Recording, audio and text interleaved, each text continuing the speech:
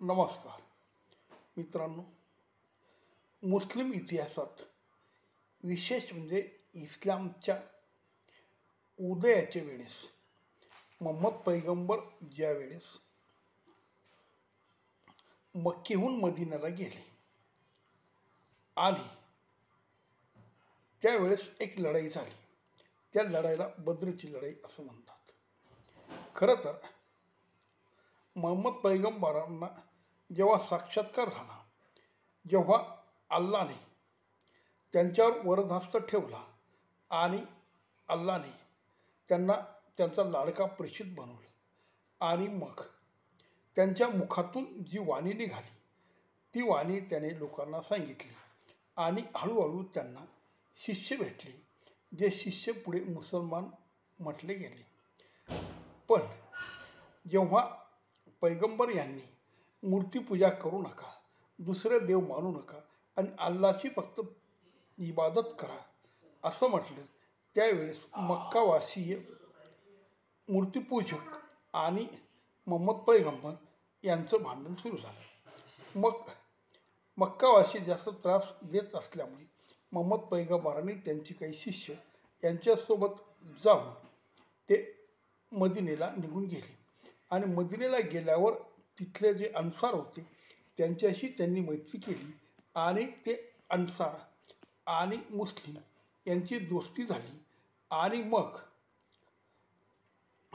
त्या ठिकाणी ही बद्रची लढाई घडून आली. ही लढाई म्हणजे मक्कावासी यांनी या मुस्लिम समाजावर हल्ला केला तेव्हा ही लढाई झाली. खरं तर इस्लाम वाढण्यात व पैगंबर मोहम्मदाला देवत्व प्राप्त होण्यास या लढाईचा फार मोठा वाटा होता. बद्रच्या लढाईच्या विजयानंतर इस्लामचा खरा प्रसार झाला व मुस्लिमांची विजयी घोडदौड सुरू झाली. बद्रच्या लढाईला इस्लामच्या इतिहासात अनन्यसाधारण मत आहे. आजही त्या लढाईचे दाखले तो समाज मोठ्या प्रमाणात देतो. अशा पद्धतीची ही एक ऐतिहासिक लढाई होती असं मुस्लिम समाज समजतो.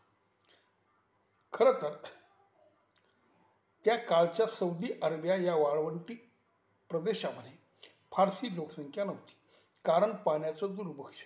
मुळात जास्तीत जास्त 1,00,000 लोकसंख्या त्या काळात पूर्ण सौदी अरेबियात असावी असं इतिहासकारांचं म्हणणं आहे.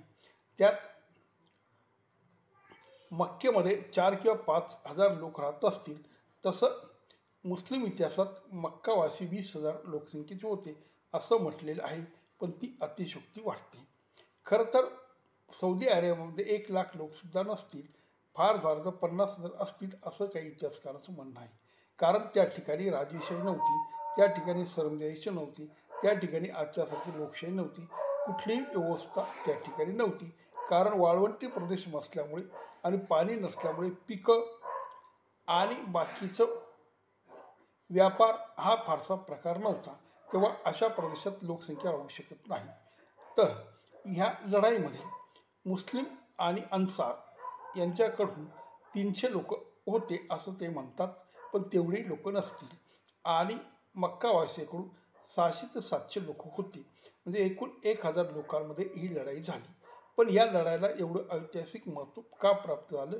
कारण या लढाईपासूनच इस्लामच्या प्रसाराला सुरुवात झाली आणि मोहम्मद पैगंबरांना देवत्व प्राप्त होऊन एक प्रकारे त्यांचं वर्चस्व त्या समाजावर प्रस्थापित झालं आणि हळूहळू प्रसार सुरू झाला आणि मग मुस्लिम समाज मोठ्या प्रमाणात जगभर निघाला आणि त्यांनी मोठमोठी युद्ध जिंकली.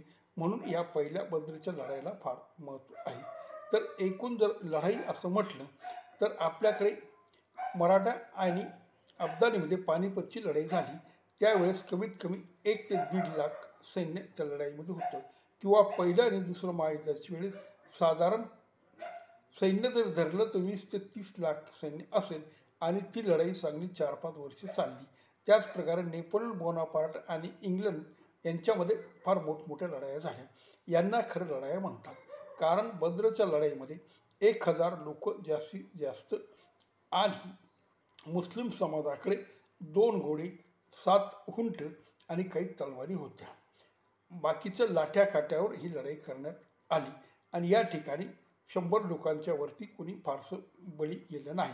तेव्हा ही सुटफूट असणारी लढाई पण इस्लामच्या इतिहासात त्याला फार महत्त्व आणि ती लढाई फार मोठी जागतिक कीर्तीची लढाई झाली अशा प्रकारचे वर्णनं ऐकायला मिळतात. खरं तर लढाई जरी छोटी होती पण तिला ऐतिहासिक महत्त्व प्राप्त झालं, कारण पैगंबर हा इस्लामचा प्रेषित म्हणून स्थापित झाला आणि अल्लाह हा एकच देव आहे असंही ह्या लढाईनंतर चर्चा सुरू झाली. आणि ही लढाई जिंकल्यामुळे मक्कावासीवाल्यांना मोठा धाक बसला आणि आजूबाजूच्या प्रदेशात मोठी या लढाईची चर्चा झाली आणि तिथून मुस्लिम समाज हा पुढे वेगवेगळ्या लढाईमध्ये विजयी होत गेला. त्याच्या मागची खरी प्रेरणा ही बद्रची लढाई होती. नमस्कार.